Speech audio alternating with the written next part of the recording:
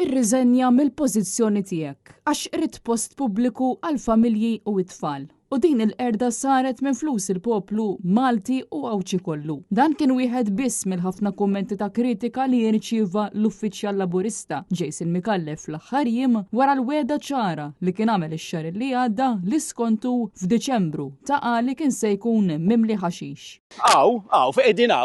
F'Edinaw, f'Diċembru jkun mimli ħaxix, x'ħin tirritorna x-xita. Issa nerġgħu niġu. Nistiednek u nagħmlu festin jekk trid. Iżda kif ninsabu propju f'Diċembru u minkejja x-xita li għamlet fl-aħħar ġimgħat, il-ħaxix għadu ma spuntax li ftaħt is-siġar fejn ma tpoġġix ramel u iżrar. F'barax ta' kummenti fuq il-medja soċjali numru ta' persuni sejħulu ġardinar skadut u arroganti u bl-aktar ton sarkastiku kien hemm min staqsih meta se jsir il-festin u fl-ma sena se jkun qed jikber il-ħaxix.